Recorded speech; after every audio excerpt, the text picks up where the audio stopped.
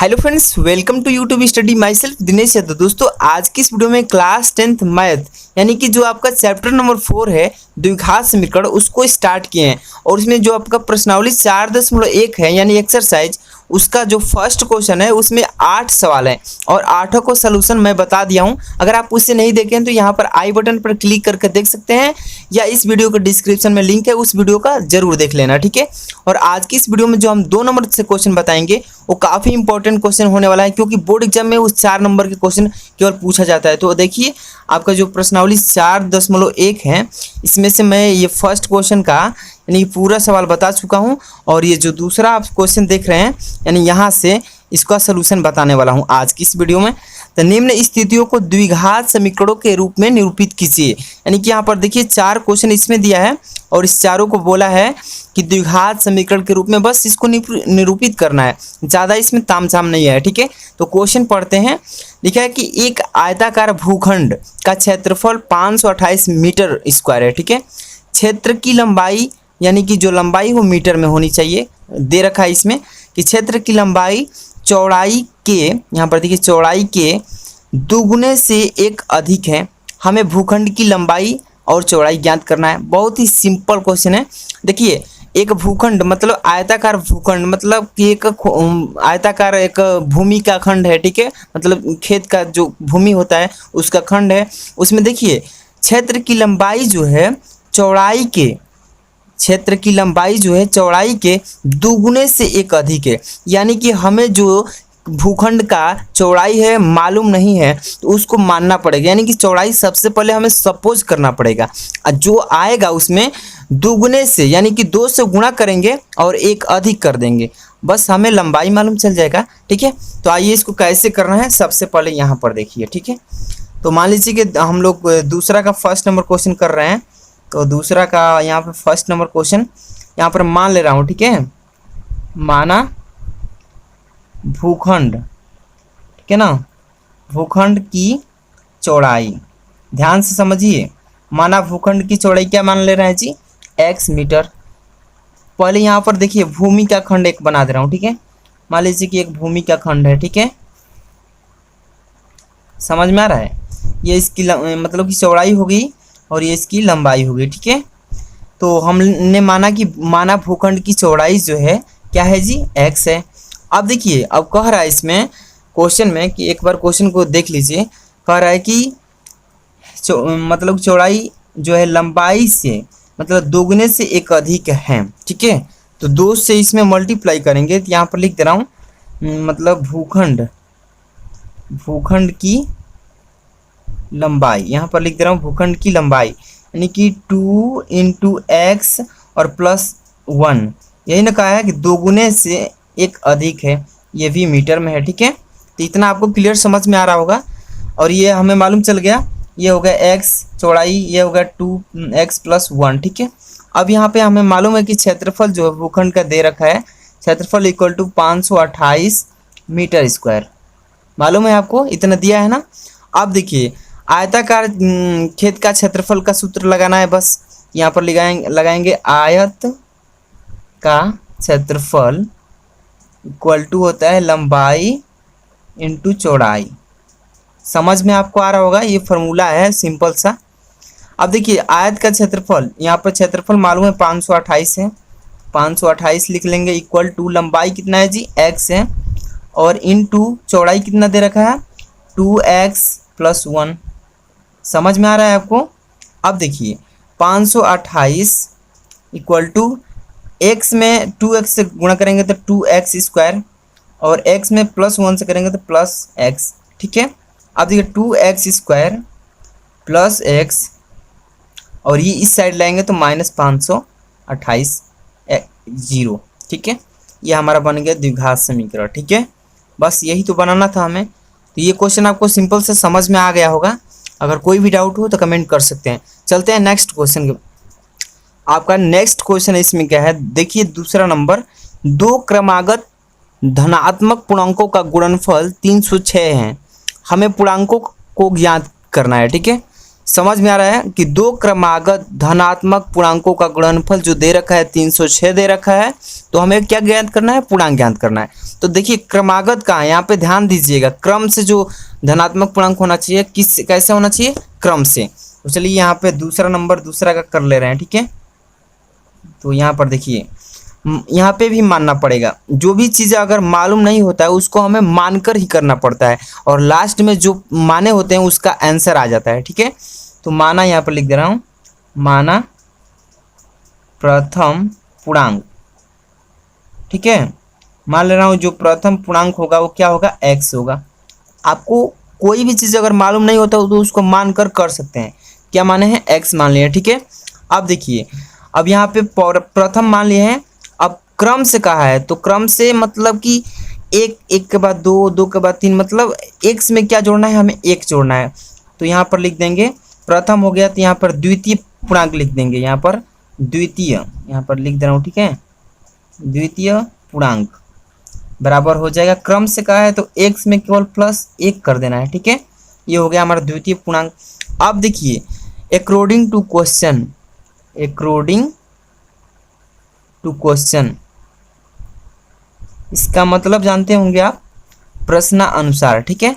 मतलब प्रश्न कह रहा है इसमें कि प्रथम संख्या और द्वितीय संख्या के गुणनफल कितना है जी, 306 है। तो यहाँ पर देखिए x इंटू प्रथम संख्या x, गुणनफल मतलब गुणा करना है, x इंटू और जो द्वितीय संख्या है x प्लस 1 और इक्वल टू दोनों का गुणनफल कितना दिया है जी, 306 दिया है, ठीक है।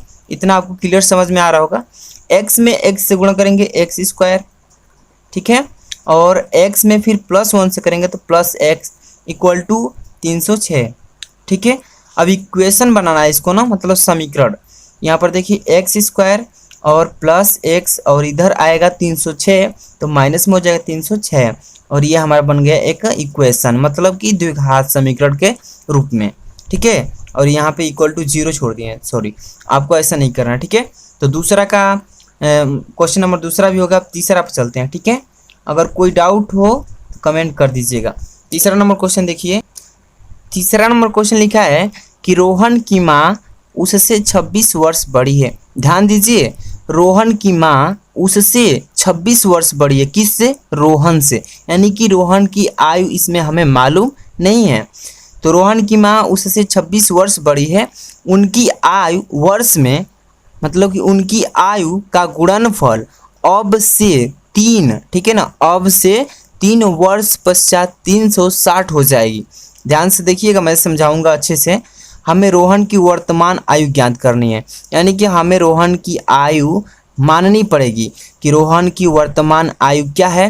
तो कोई भी चीज़ मान लेते हैं, ABCD के कोई भी लेटर मान लेंगे, ठीक है। तो x ही ज़्यादा माना जाता है, इसलिए मैं भी आपको x पर बता देता हूँ, ठीक है। तो चलिए यहाँ पर देखिए, ठीक है, यहाँ पर लिख दे रहा हूँ, माना रोहन की वर्तमान आयु, क्या मान ले रहा हूँ जी, वर्तमान आयु x वर्ष। इतना आपको समझ में आ रहा होगा। माना रोहन की वर्तमान आयु कितना है जी, x वर्ष है। अब देखिए, अब रोहन की माँ की आयु, यहाँ पर लिख दे रहा हूँ, रोहन की माँ की आयु कितना है जी, 26 वर्ष बड़ी है रोहन से। तो रोहन की आयु x है अब प्लस 26 वर्ष, यानी कि x प्लस 26 वर्ष। इतना क्लियर है आपको। अब बोला है इसमें कि 3 वर्ष पश्चात, समझिए यहाँ पे क्वेश्चन बहुत ही तगड़ा है, मतलब ज़्यादा तगड़ा नहीं है। कह रहा है कि उनकी आयु का गुणनफल अब से 3 वर्ष पश्चात 360 हो जाएगी, है ना, 3 वर्ष बाद इतना हो जाएगी। तो सबसे पहले हमें 3 वर्ष पश्चात आयु मानना पड़ेगा दोनों का। यहाँ पर लिख दे रहा हूँ, 3 वर्ष पश्चात आयु, दोनों की आयु बता रहा हूँ, ठीक है ना। 3 वर्ष पश्चात, पश्चात जब कहेगा ना तो उसमें ऐड कर लेते हैं, यानी कि 3 वर्ष जोड़ना है। यहाँ पर लिख दे रहा हूँ, रोहन की आयु, यहाँ पे लिख दे रहा हूँ, सीधे आप समझ लीजिएगा। रोहन की आयु मतलब 3 वर्ष पश्चात में हम जोड़ रहे हैं आयु, तो x पहले से है और प्लस पश्चात में कितना जुड़ जाएगा, 3, यानी कि x प्लस 3 वर्ष। अब जैसे रोहन की किए वैसे ही उसकी माँ का भी करेंगे, तो यहाँ पर लिखेंगे रोहन की माँ की आयु, यानी कि 3 वर्ष पश्चात। इसमें पहले से x प्लस 26 है, x प्लस 26 अब प्लस पश्चात में 3 है, 3 वर्ष, ये भी हो जाएगा। तो टोटली हम यहाँ पे इसको लिख सकते हैं x प्लस 26 प्लस 3 कितना हो जाएगा 29, यानी x प्लस 29 वर्ष। क्लियर है। अब अकॉर्डिंग टू क्वेश्चन यहाँ पे लिख दे रहा हूँ, अकॉर्डिंग टू क्वेश्चन यानी कि प्रश्न अनुसार। अब जैसे प्रश्न कर रहा है वैसे करना है यहाँ से, ठीक। देखिए क्या कर रहा है प्रश्न, इसमें कह रहा है कि उनकी आयु का गुणनफल अब से 3 वर्ष पश्चात 360 हो जाएगी। तो प्रश्नानुसार करना है ना, गुणनफल अब करना है, अब बराबर 360 हो जाएगी। तो हमें मालूम चल जाएगा रोहन की आयु, वर्तमान आयु, ठीक है। यहाँ पर देखिए अकॉर्डिंग टू क्वेश्चन, तो x प्लस 3 और इंटू, ठीक है। अब देखिए x प्लस 29 अब इक्वल टू कितना है जी 360, यहाँ पर 360 लिख दे रहा हूँ, ठीक है। अब देखिए यहाँ पे मल्टीप्लाई करना है आपस में, गुणा x से दोनों में आपस में मतलब करेंगे। चलिए करिए, x में x से करेंगे x स्क्वायर, x में 29 से करेंगे प्लस 29x। क्लियर। अब 3 से दोनों में करेंगे आपस में, 3 में x से करेंगे 3x, फिर प्लस है यहाँ पे भी प्लस है, प्लस। अब देखिए 29 में 3 से करेंगे तो 3 नवा 27 हासिल 2, 3 दूनी के 6, 7 1 8, यानी कि 87 और इक्वल टू 360। क्लियर है इतना। अब देखिए यहाँ पे x स्क्वायर प्लस 29x और प्लस 3x और प्लस 87 और उसको भी इधर ला रहे हैं, ठीक है। तो माइनस 360 इक्वल टू 0। अब करना कुछ नहीं है, बस x स्क्वायर प्लस 29x और प्लस 3x और इसको घटा देना है। ये प्लस है 87 और ये माइनस 360 है, घटाएंगे तो 200, माइनस में 273, ठीक है, और इक्वल टू 0। अब देखिए इसमें करना कुछ नहीं है, x स्क्वायर और 29 प्लस 3 कितना हो जाएगा जी, यानी कि 32x और माइनस 273 इक्वल टू 0। ये आ गया हमारा द्विघात समीकरण के रूप में।